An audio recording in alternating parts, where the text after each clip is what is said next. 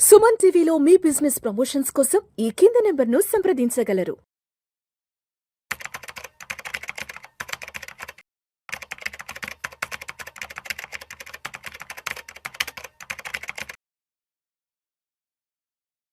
నమస్తే, welcome to weekend market outlook. నేను విష్ణు, ప్రస్తుతంతో పాటు certified financial planner and certified wealth manager Madhavi Reddy గారు ఉన్నారు. వారితో మాట్లాడదాం. నమస్తే మాధవిరెడ్డి గారు. నమస్తే అండి. మాధవిరెడ్డి గారు, welcome to weekend market outlook. Yes, ఒక్కసారి ఇవాళ మార్కెట్ క్లోజింగ్ ఎక్కడో చూద్దాం.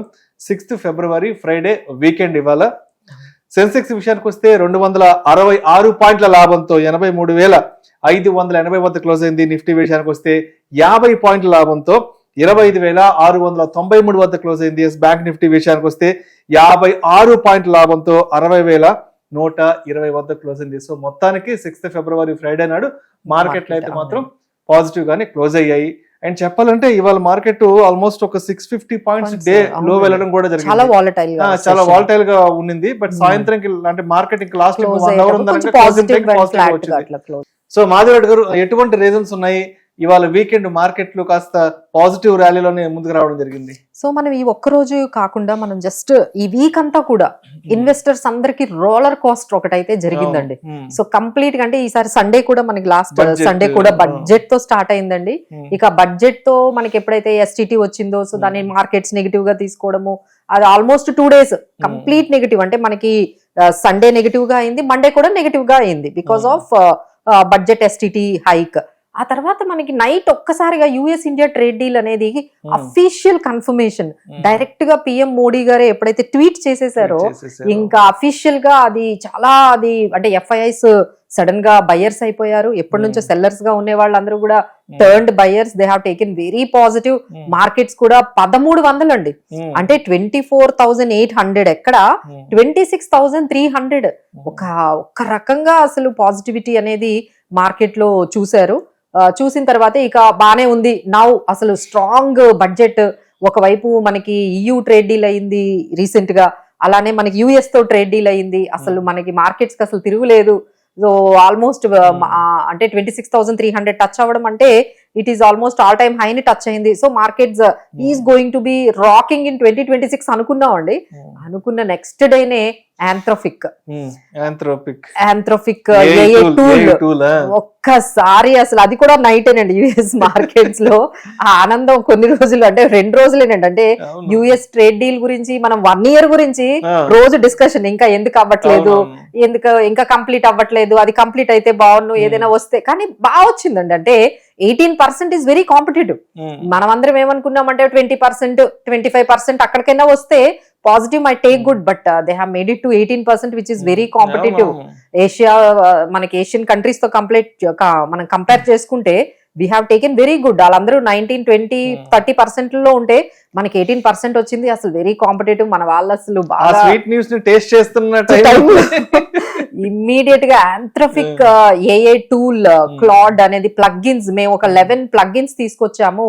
ఇక దీని వల్ల ఒక 1 year, 5 years లో అసలు డేటాకు సంబంధించిన ఎలాంటి జాబ్స్ అంటే ఎంట్రీ లెవెల్ జాబ్స్ అసలు మార్కెట్ నుంచే మనకి కనిపించవు. తర్వాత సేల్స్ గానీ, మార్కెటింగ్ లో గానీ, డేటా అనలిటిక్స్ లో గానీ హ్యూమన్ ఇంటర్వెన్షన్ లేకుండా మనకి అంతా కూడా ఈ tools will do the job perfect గా. జాబ్ అనేది ఈ ఏఏ టూల్స్ అనేవి తీసుకుంటాయి. సో మనం ఎక్కువగా అంటే ఇండియా నుంచి మనకి ఎక్కువగా కూడా ఈ సర్వీసెస్ ఎక్కువ ఇస్తామండి యుఎస్ కి. ఐదర్ లీగల్ కి సంబంధించిన sales, services, marketing, data analytics, వీటికి మనం ఎక్కువగా సపోర్ట్ ఇస్తూ ఉంటాం. మరి మన కంపెనీలు ఏమైపోవాలి అంటే ఇక్కడ ముగ్గురికి చాలా ఒక రకమైన కన్ఫ్యూజన్. ఫస్ట్ కన్ఫ్యూజన్ ఎవరికంటే ఇన్వెస్టర్లు కండి. మనం ముందు ఇన్వెస్టర్లని అడ్రస్ చేద్దాము. దాదాపుగా లక్షల కోట్లు. ఎందుకంటే TCS గానీ, ఇన్ఫోసిస్ గానీ, విప్రో గానీ, HCL టెక్ దాదాపుగా 6-7% ఐటీ ఇండెక్స్ మొత్తం బాగా కొలాప్స్ అయింది. అంటే ఒక 6 years బ్యాక్ కి వెళ్ళిపోయారంటే మరి ఇన్వెస్టర్స్ కి ఎంత లాస్ అయింది. కోవిడ్ లాక్ డౌన్ టైమ్ లో ఎంత ఫాల్ వచ్చింది ఎస్పెషల్ ఐటీ ఇండెక్స్ లో వచ్చిందండి. సో ఇది ఒకవైపు చూసుకుంటే, ఇంకొక వైపు ఎంప్లాయీస్ కి ఆల్మోస్ట్ ఇప్పుడు మన TCS లో 30,000 జాబ్స్ పోయాయి అన్నారు. తర్వాత అమెజాన్ లో కూడా అన్ని కూడా ఇప్పుడు ఇంత ఎంప్లాయీస్ అవసరం లేదు, ఇప్పుడు హ్యూమన్ ఇంటర్వెన్షన్ లేకుండా ఏఏ టూల్ చాలా వర్క్స్ చేసేస్తుంది అని చెప్పి ఎప్పుడైతే అనగానే పాపం ఎంప్లాయీస్ కూడా ఒక రకమైన టెన్షన్ ఉంటుంది కదండి. చాలా భయంగా ఉంది. వాళ్ళకు కూడా. సో ఒకవైపు ఇన్వెస్టర్స్, ఒకవైపు అలా ఉంటే ఒకవైపు ఎంప్లాయీస్, ఇంకొకటి ఏంటంటే కంపెనీస్, వాళ్ళకు కూడా మార్కెట్ క్యాపిటలైజేషన్ అనేది ఇప్పుడు వాళ్ళ గైడెన్స్ ఎలా ఉంటుంది, ఇప్పుడు ఈ ఐటీ కంపెనీస్ మార్జిన్స్ ఎలా ఉంటాయి. సో మేజర్ గా ఏంటంటే యుఎస్ ఎకానమీ అనేది ఒక రకంగా టెక్ డ్రివెన్ మార్కెట్ అయిపోయింది, టెక్నాలజీ మార్కెట్. అంటే ఒక టైంలో మ్యానుఫ్యాక్చరింగ్ ఉండేది, ఆ తర్వాత సర్వీస్ ఇండస్ట్రీ అయింది. ఇప్పుడు సర్వీస్ ఇండస్ట్రీలో ఓన్లీ టెక్ సంబంధించిన కంపెనీస్ నే మొత్తం యుఎస్ స్టాక్ మార్కెట్స్ నే రూల్ చేసేంత స్టేజ్ కి వెళ్ళాయి. సో ఎప్పుడైతే మరి యుఎస్ స్టాక్ మార్కెట్స్ అన్ని కూడా టెక్నాలజీ మీద డ్రివెన్ అయి ఉంటే, ఈ టెక్నాలజీ కంపెనీసే ఈ విధంగా ఉంటే ఇక యుఎస్ మార్కెట్స్ డెఫినెట్లీ చాలా వరకు కరెక్ట్ అయ్యాయి. సో యుఎస్ మార్కెట్స్ అక్కడ మన లిస్ట్ అయిన మన ఇండియన్ స్టాక్స్ అక్కడ కూడా కరెక్ట్ అయ్యాయి. సో మన దగ్గర కూడా ఐటీ ఇండెక్స్ చాలా వరకు డ్రాప్ అయింది. సో ఈ విధంగా చాలా మనకి ఈ లాస్ట్ 2 days నుంచి కంటిన్యూస్ గా ఈ 2 days నుంచి రోలర్ కోస్టర్ అనే చెప్పాలండి. ఫైనల్ గా ఈ రోజు కొంచెం బ్రీదింగ్ ఎక్కడొచ్చింది అంటే మనకి ఆర్బీఐ ఇచ్చిన గైడెన్స్ అవుట్కమ్, అంటే వాళ్ళు అన్చేంజ్డ్ పెట్టారు కానీ వాళ్ళు ఇచ్చిన గైడెన్స్ బాగుంది. వాళ్ళు ఏమంటున్నారంటే లైక్ వీఆర్ వెరీ మచ్ 7.4% మేము జీడిపిని ఎక్స్పెక్ట్ చేస్తున్నాము, but at the same time inflation పెరగొచ్చు అని చెప్తున్నారండి. ఇన్ఫ్లేషన్ కొంచెం పెరిగే అవకాశాలు ఉన్నాయి అని వాళ్ళు చెప్తూ ఉన్నారు. అదే మనకి ఫిజికల్ ప్రుడెన్స్ కూడా బానే ఉంది. మేమంతా కూడా గమనిస్తున్నాము ఈ గ్లోబల్ ట్రెండ్స్ ని కానీ, లేకపోతే ఇప్పుడు వచ్చిన టెక్, లేకపోతే మెటల్స్ లో వచ్చిన ఈ హ్యూజ్ వాల్టిలిటీని మేమంతా కూడా గమనిస్తున్నామని చెప్తూ ఒక రకమైన పాజిటివిటీ, అంటే యుఎస్ ట్రేడ్ డీల్ వల్ల మనకి ఫ్యూచర్ లో అంటే 26-7 లో మనకి చాలా వరకు బాగుంటుంది. Maybe 26 this is the time to transformation. అంటే మనం చేసుకున్న ఈ డీల్స్ అన్ని ఒకసారి ఒక పర్టికులర్ గా ప్రాక్టికల్ గా కన్వర్ట్ అవ్వడానికి టైం పడుతుందండి. ఇప్పుడు ఏవైతే మనం ఎక్స్పోర్ట్స్ ఓరియంటెడ్ బడ్జెట్ లో ఏవైతే చెప్పుకున్నామో అది ఐదర్ మ్యానుఫ్యాక్చరింగ్ కానీ, లేకపోతే ఈ ఎక్స్పోర్ట్ ఓరియంటెడ్ బిజినెసెస్ గురించి కానీ ఏవైతే వాళ్ళు ముందుకు తీసుకెళ్లారో వాటి దగ్గర నుంచి అవుట్కమ్ రావడానికి మనకు టైం పడుతుంది. So definitely we're expecting a huge long term perspective. India చాలా స్ట్రాంగ్ గా ఉంది. సో గ్రోత్ కూడా బాగుంటుంది. Need to be very positive. అందరూ కూడా మన ఇండియా వైపే చూస్తున్నారు. అన్ని కంట్రీస్ కూడా మన ఇండియాని చాలా పాజిటివ్ గా తీసుకొని మనతో యుఎస్ డీల్ చేసుకుంది, ఈ యూరోపియన్ యూనియన్ కూడా డీల్ చేసుకుంది. సో ఇలా పాజిటివ్ గా చెప్పారంటే అక్కడతో కొంచెం మార్కెట్స్ కొంచెం బ్రీదింగ్ అనేది వచ్చింది. So this is roller coaster week అని మనం చెప్పొచ్చు. అండ్ అదే విధంగా నిఫ్టీ ఎక్కడ support and resistance? Yeah so ఇక్కడ మనకి నిఫ్టీ ఏంటంటే 25,000 దగ్గర కొంచెం మంచి సపోర్ట్ ఉందండి. సో మీరు చెప్పిన దాని ప్రకారం ఇప్పుడైతే మార్కెట్ లో నిఫ్టీ 25,800 అయితే బ్రేక్ అయిపోయింది. That is a very good support. అది ఆ 25,800 ఎప్పుడైతే బ్రేక్ అయిందో మనకి నెక్స్ట్ సపోర్ట్ అయితే 25,500 అనేది మనకి నెక్స్ట్ సపోర్ట్ లా మనకు కనిపిస్తుంది. బట్ ఓవరాల్ గా మనం ఇంకా నెగిటివ్ గా చూసుకుంటే 25,000, 26,000 ఈ మధ్యలో ఒక లాంగర్ పర్స్పెక్టివ్ చూసుకుంటే నిఫ్టీకి 25,000, 26,000 మధ్యలో మార్కెట్స్ ఈ హ్యూజ్ వాల్టిలిటీలో కనిపించవచ్చు. ఒక షార్ట్ టర్మ్ ట్రెండ్ మనం చూసుకున్నట్లయితే 25,500, 26,000 ఈ 500 పాయింట్స్ లో మనకి మార్కెట్స్ వెళ్లే అవకాశాలు ఉన్నాయండి. But there are certain positive results అయితే మంచి కొన్ని కంపెనీస్ అయితే, అంటే ఈ రోజు కొంచెం పాజిటివ్ అవ్వడానికి కూడా ఇప్పుడు వచ్చిన ఈ ఎర్నింగ్స్, అంటే లాస్ట్ 2-3 days నుంచి వచ్చిన కొన్ని కార్పొరేట్ ఎర్నింగ్స్ చాలా బాగున్నాయండి. సో దానివల్ల మనం కొంచెం ఈ రోజు పాజిటివ్ గా వెళ్ళామని మనం చెప్పొచ్చు. సో ఏవైతే కార్పొరేట్ రిజల్ట్స్ వచ్చాయో లాస్ట్ వీక్ వచ్చిన కార్పొరేట్ రిజల్ట్స్ అయితే కొంచెం మార్కెట్ ని కొంచెం పాజిటివ్ గా స్ట్రాంగ్ గా తీసుకెళ్లాయని చెప్పొచ్చు. అందులో Airtel has given very good results. అలానే టాటా మోటార్స్, ఎల్ఐసి అండి, ఎల్ఐసి బాగా సర్ప్రైజ్ చేసింది, మంచి రిజల్ట్స్ వచ్చాయి. అలానే నైకా, హిటాచి, తర్వాత మనకి యూపీఎల్, ఎలంబిక్ ఫార్మా, పీవీఆర్ ఇలాంటివి కొన్ని స్ట్రాంగ్ రిజల్ట్స్ రావడంతో మార్కెట్స్ కొంచెం పాజిటివ్ గానే మనం తీసుకొచ్చాయి. సో ఫైనల్ గా మనం ఇప్పుడు స్టాక్స్ అండ్ సెక్టార్స్ అనేది మనం చూసుకున్నట్లయితే మనకి మళ్ళీ ఇరాన్ యుఎస్ మధ్య ఏదైనా డీల్ జరగబోతోంది, కొంచెం రిస్క్ అనేది తగ్గబోతుంది. సో వాళ్ళకి ఒమాన్ లో ఒక న్యూక్లియర్ మీద మీటింగ్ ఉందండి. సో అది కానీ పాజిటివ్ గా టర్న్ అవుట్ అయినట్లయితే కొంచెం మళ్ళీ ఈ ఆయిల్ ఏదైతే ఉందో అది $66 దగ్గర ఉన్నట్లయితే ఆయిల్ మార్కెటింగ్ కంపెనీస్ కంటటి కూడా కొంచెం పాజిటివ్ గా అని చెప్తున్నారు. అలానే మెటల్స్ కూడా బాగా తగ్గాయి కాబట్టి కొంచెం మెటల్ స్టాక్స్ అనేవి తీసుకోవచ్చు. ఇలానే ఆర్బీఐ కొంచెం ఈ రోజు ఇచ్చిన ఈ దీని వల్ల మనకు కొంచెం ఆర్బీఐ అంటే పిఎస్యు బ్యాంక్స్ కూడా మనం పాజిటివ్ గా అండి. సో ఇంకో గుడ్ న్యూస్ ఏంటంటే NSC is coming with an IPO. So ఈ ఎక్స్చేంజ్ బేస్డ్ కంపెనీస్ ఏదైతే స్టాక్ ఎక్స్చేంజ్ బేస్డ్ కంపెనీస్ ఎప్పుడైతే ఒక ఐపీఓ వచ్చిందో ఆ పర్టికులర్ సెక్టార్ లో ఉన్న బిగ్గెస్ట్ కంపెనీస్ అన్నిటికీ కూడా కొంచెం పాజిటివిటీ అనేది వస్తుందండి.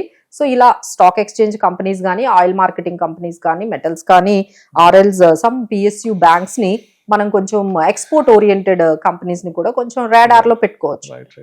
సో అయితే మాధవరెడ్డి గారు, ఇప్పుడు లాస్ట్ బడ్జెట్ అయిపోయింది. బడ్జెట్ లో చాలా చాలా రంగాలకు పెద్ద ఎత్తున బడ్జెట్ కేటాయింపులు జరిగాయి. అండ్ ఆ తర్వాత భారత్ అమెరికాకి సంబంధించిన డీల్ కూడా ఆల్మోస్ట్ షురూ అయిపోయింది. తర్వాత EU డీల్ కూడా ఆల్మోస్ట్ అంతా అది కూడా పట్టాలెక్కింది. కాబట్టి ఎస్, ఇప్పటి నుంచి ఒక 1 year వరకు కానీ, లేదంటే ఇప్పటి నుంచి ఒక 5 years వరకు, లేదంటే ఒక 3 years వరకు ఒక లాంగ్ టర్మ్ ఇన్వెస్ట్మెంట్ చేసుకోవాలి అంటే మనటి బడ్జెట్ కేటాయింపులను దృష్టిలో పెట్టుకొని, అదేవిధంగా భారత్ అమెరికా వాణిజ్య ఒప్పందాన్ని దృష్టిలో పెట్టుకొని, అదేవిధంగా EU డీల్ కూడా మనం దృష్టిలో పెట్టుకొని ఇన్వెస్ట్ చేసుకోవాలి ఒక 3 to 4 years కి, లేదంటే ఒక 1 year లాంగ్ టర్మ్ కనుకుంటే కొంత ఫేవర్ గా ఉన్న సెక్టర్స్ ఆ స్టాక్స్ ఏమంటారు? సో వెరీ గుడ్ క్వశ్చన్ అండి. సో అందరూ కూడా ఇప్పుడు మొత్తం మనకి 3 areas, అంటే ఒకవైపు బడ్జెట్ లో ఎక్కడ చూసినా ఎక్స్పోర్ట్ ఎక్స్పోర్ట్ ఎక్స్పోర్ట్ అనే వర్డ్ చాలా యూజ్ చేశారు. అలానే EU డీల్ అంతా కూడా, EU డీల్ లో కూడా మేము FTA అంటున్నారు, అంటే ఫ్రీ ట్రేడ్ అగ్రిమెంట్ చేసుకున్నాము. సో ఇండియా నుంచి ఎక్స్పోర్ట్స్ ఏవైతే వెళ్తూ ఉన్నాయో వాటి మీద ఎటువంటి టారిఫ్స్ ఉండవు అని వాళ్ళు కూడా ఎక్స్పోర్ట్స్ ని బాగా ఎంకరేజ్ చేశారు. ఇక US డీల్ లో కూడా మనకి కొన్ని ఎక్స్పోర్ట్స్ ఏవైతే ఉన్నాయో వాటిని కూడా FTA లోకి తీసుకొచ్చారు. సో ఈ మొత్తం అంతా కూడా ఈ డీల్స్ గానీ, లేకపోతే ఈ బడ్జెట్ గానీ మనకు ఒక్క థీమే చెప్తుందండి, దట్ ఈస్ ఎక్స్పోర్ట్స్. సో ఈ ఎక్స్పోర్ట్స్ థీమ్ మీద అయితే మనం కొన్ని స్టాక్స్ అయితే, సెక్టార్స్ అయితే చూడొచ్చు, especially textiles, export oriented stocks. ఎందుకంటే బడ్జెట్ లో ఈ మొత్తం అంతా గమనించింది ఏంటంటే, ఎక్కడైతే లేబర్ ఇంటెన్సివ్, అంటే ఎక్కువ ఎవరినైతే వర్క్ ఫోర్స్ ఇన్వాల్వ్ ఉంటుందో వాటినే బాగా కూడా దాన్ని ఎంకరేజ్ చెయ్యాలి. ఎందుకంటే మన దగ్గర అన్ఎంప్లాయ్మెంట్ ఎక్కువ ఉందండి. So there is lot of jobs are need to be created. ఈ క్రియేషన్ ఎక్కడ జరుగుతుంది అంటే టెక్స్టైల్స్ లో బాగా లేబర్ ఇంటెన్సివ్ ఉంటుందండి. సో ఇక్కడ మనకి గోకుల్దాస్ ఎక్స్పోర్ట్స్ గానీ, Pearl Global and KPR mills, Vardhman, అలానే ష్రింప్ ఎక్స్పోర్ట్స్ అంటారు. ష్రింప్ అంటే మన సీ ఫుడ్ కి సంబంధించింది. సో అవంతి ఫీడ్స్ అనేది మనం తీసుకోవచ్చు. అలానే ఆటో కాంపోనెంట్స్ అంటే టాటా మోటార్స్ గానీ, సోనా BWA, కళ్యాణీస్ స్టీల్, ఇలాంటి కొన్ని మనం ఎక్స్పోర్ట్. తర్వాత వాళ్ళు మనకి కెమికల్స్ గురించి కూడా మాట్లాడారు. సో నవీన్ ఫ్లోరెన్ ఒకటి, PI industries, SRF, Tata chemicals, UPL ఇలాంటివి చెప్పారండి. ఆ తర్వాత మనకి ఎక్స్పోర్ట్ ఓరియంటెడ్ కొన్ని స్టాక్స్ కూడా ఉన్నాయండి. క్యూమెన్ ఇండియా, థెర్మెక్స్, పాలీక్యాబ్, అలానే KEI industries, gems and jewellery గురించి కూడా వాళ్ళు మాట్లాడారు. అక్కడ కూడా చాలా లేబర్ అనేది యూసేజ్ అనేది ఉంటుంది. అందులో మనకి మేజర్ గా Titan and Rajesh exports. So ఈ విధంగా ఏంటంటే ఈసారి థీమ్ అంతా కూడా ఎక్స్పోర్ట్ ఓరియంటెడ్ మనం పెట్టుకుంటే, ఎందుకంటే నెక్స్ట్ EU డీల్స్ గానీ, లేకపోతే US డీల్స్ గానీ జరుగుతున్నప్పుడు ఈ పర్టికులర్ సెక్టార్స్ కి ఐదర్ మనకి ఈ టెక్స్టైల్స్ కానీ, లేకపోతే ఈ పర్టికులర్ ష్రింప్ ఫుడ్స్ కి సంబంధించినవి, ఆ తర్వాత మనకి జెమ్స్ అండ్ జ్యువెలరీ, లెదర్ కి సంబంధించినవి, ఇట్లా కెమికల్స్, వీటి మీదే కొంచెం అంతా కూడా ఫోకస్ ఉంటుంది. కాబట్టి ఈ కంపెనీస్ ఏవైతే ఉన్నాయో అవి డెఫినెట్లీ ఫ్లరిష్ అవుతాయి. సో వాటి మీద కొంచెం మనము కాన్సన్ట్రేట్ చేసి, ఇవన్నీ కూడా మనం ఎక్కువగా పోర్ట్ఫోలియో పెట్టుకోం. మనం ఎక్కువగా ఎలాంటివి పెట్టుకుంటాము, ఈ IT కంపెనీస్, బ్యాంకింగ్, ఫార్మా, ఇవే పెట్టుకుంటాం. ఈసారి ఒక థీమ్ కూడా పెట్టుకోవాలండి మనం. ఎక్స్పోర్ట్స్ థీమ్ అనేది ఒకటి మన పోర్ట్ఫోలియోలో. మేడం, ఎక్స్పోర్ట్స్ థీమ్ ని నెక్స్ట్ 5 years స్ట్రాంగ్ చేయాలి. కాబట్టి ఈవెన్ కంటైనర్స్ కూడా మనమే ఓన్ గా మ్యానుఫ్యాక్చర్ చేసుకుని, అవునండి, అంతా ప్రిపేర్ చేసాం. సో మన కంటైనర్స్ ద్వారా విదేశాలకు ఎక్స్పోర్ట్ చేయాలంటే కూడా కంటైనర్స్ కోసం కూడా చాలా కాన్సంట్రేషన్ చేశారు. సో ఈ విధంగా మనం ఎక్స్పోర్ట్ ఓరియంటెడ్ స్టాక్స్ అని మన పోర్ట్ఫోలియోలో పెట్టుకున్న తప్పలేదండి. సో ఇందులో ఏవైతే స్ట్రాంగ్, ఇప్పుడు కొన్ని ఫైనాన్షియల్స్ మన Q3 ఎర్నింగ్స్ లో కూడా ఏవైతే corporate results, export oriented companies లో ఏవైతే స్ట్రాంగ్ రిజల్ట్స్ వచ్చాయో వాటిని డెఫినెట్ గా మనము పోర్ట్ఫోలియోలో యాడ్ చేసుకోవాలి. నెక్స్ట్ 1 to 3 years మీరు చెప్పినట్టుగా ఒక 5 years వరకు కూడా ఈ స్టాక్స్ ని హోల్డ్ చేస్తే బాగుంటుంది. అండ్ అదేవిధంగా మాధవరెడ్డి గారు, ఈ వీక్ అంతా కూడా మార్కెట్ రోలర్ కోస్టర్ రైడర్ లాగానే ముగిసింది. కాబట్టి నెక్స్ట్ మండే నాటికి మార్కెట్ ఎలా ఉండొచ్చు? ఎందుకంటే ఈ వీక్ అంతా కూడా బడ్జెట్ కి సంబంధించిన తర్వాత ఈ trade deals, EU deals, Bharat America deals, తర్వాత వీకెండ్ లో ఆంథ్రోపిక్ ఒకటి భయం పుట్టించింది. అంటే ఒక 2-3 రకాల పాజిటివ్ న్యూస్, ఒక 2-3 రకాల నెగిటివ్ న్యూస్ అన్ని ఉన్నాయి. కాబట్టి అన్నింటిని మైండ్ లో పెట్టుకుని మండే నాటికి ఏ విధంగా మనం సిద్ధంగా ఉండాలి మార్కెట్స్ కి? సో మండేలో మనకి అంటే ఎదురు చూస్తున్న 2 అంశాలు ఏంటంటే, ఇరాన్, US వాళ్ళ మధ్య ఒక మీటింగ్ అనేది పెట్టారండి. సో ఆ మీటింగ్ లో కానీ ఏమైనా పాజిటివ్ న్యూస్ కానీ వచ్చినట్లయితే, అంటే యుద్ధం కొంచెం ఆగుతుంది, సో ఇలాంటివి ఏమైనా మనకి న్యూస్ వచ్చినట్లయితే డెఫినెట్లీ గోల్డ్ అండ్ సిల్వర్ తగ్గడమే కాదు, స్టాక్ మార్కెట్ కొంచెం పాజిటివ్ గా తీసుకుంటుంది. So this is one way మనం దాన్ని చూడాలి. వాళ్ళిద్దరి మధ్య డిస్కషన్స్ అనేవి ఏ విధంగా జరుగుతూ ఉన్నాయో అది ఒకటి మనం చూడొచ్చండి. తర్వాత ఏంటంటే యుఎస్ ఇండియా ట్రేడ్ డీల్ మీద ఇంకా ఫైన్ ప్రింట్ వస్తుందండి. ఇంకా దాని గురించి డిస్కషన్స్ జరుగుతున్నాయి. అలానే మనం పార్లమెంట్ లో కూడా చూసాం మిక్స్డ్ వ్యూస్ వచ్చాయి ఈ యుఎస్ ఇండియా ట్రేడ్ డీల్ మీద. మనం ఇప్పుడు కొత్తగా ఇప్పుడు యుఎస్ నుంచి బై చేయాలంటున్నారు. ఆయిల్ అంతా కూడా మనము రష్యా నుంచి బై చేసే వాళ్ళం, ఇప్పుడంతా కూడా యుఎస్ నుంచి ఆయిల్ ని బై చేయాలి ఖచ్చితంగా. అప్పుడే ఈ డీల్ అయిందని వాళ్ళు కూడా డిక్లేర్ చేశారు.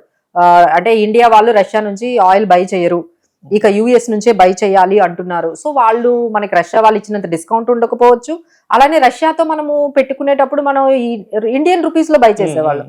ఇప్పుడు ఆ అడ్వాంటేజ్ కూడా పోతుంది కదండి. సో ఈ యుఎస్ ఇండియా ట్రేడ్ డీల్ మీద మనకి ఎన్ని అడ్వాంటేజ్, ఇప్పుడు వాళ్ళు ఒక కండిషన్ కూడా పెట్టారు, ఎవ్రీ ఇయర్ $100 బిలియన్ యుఎస్ నుంచి మనం తెచ్చుకోవాలి. వాళ్ళ ఇంపోర్ట్స్ అన్ని మన ఇండియాకి వస్తున్నాయండి. So it is not about only మనం ఎక్స్పోర్ట్స్ చేయడం అని కాదు కదా, వాళ్ళవి కూడా మన ఇండియాకి వస్తున్నాయి. ఏ సెక్టార్స్ మీద ఇంపాక్ట్ పడబోతోంది, వాళ్ళు తెచ్చిన ఈ ఇంపోర్ట్స్ అన్ని కూడా సర్వీస్ ఓరియంటెడ్ ఉంటాయా లేకపోతే గూడ్స్ ఉంటాయా, ఏ సెక్టార్స్ మీద. ఇప్పుడు చీప్ గా కార్లు యూకే నుంచి వచ్చేస్తున్నాయి, బిఎండబ్ల్యూలు ఆడీలు అన్ని కూడా మనకి అక్కడ నుంచి వస్తున్నాయి, యుఎస్ నుంచి కూడా ఇప్పుడు అన్ని వస్తూ ఉంటాయి మన దగ్గరికి. సో ఈ మన ఇండస్ట్రీస్ ని ఏ విధంగా మనం కాపాడుకోగలుగుతాం అనేది కూడా కొంచెం వీటి మీద కొంచెం జాగ్రత్తగా ఈ కీన్ అబ్జర్వేషన్స్ మనకి మేబీ నెక్స్ట్ వీక్ మీద మనకి వస్తాయండి. సో ఈ అబ్జర్వేషన్స్ చూసుకుంటూ మనము మార్కెట్ లో పాజిటివ్ గా ఉంటూనే వెళ్ళడం అనేది బెటర్ అండి. Right. Thank you so much Madhu Reddy గారు. గత వారం అంతా మార్కెట్ లో ఏం జరిగింది అండ్ రాబోయే వారం మార్కెట్ లో ఏ విధంగా ఉండబోతున్నాయి దాని గురించి చాలా చక్కగా తెలియదు. Thank you so much Madhu Reddy గారు.